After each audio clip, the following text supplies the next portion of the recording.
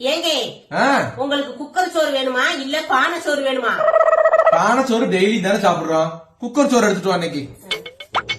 வாடி மச்சி நிச்சி. ஏய் என்னது இது? நீங்க தானே குக்கர் சோறு கேட்டீங்க, அதே சோத்தள்ளி குக்கர்ல போட்டு கொண்டு வந்தேன்.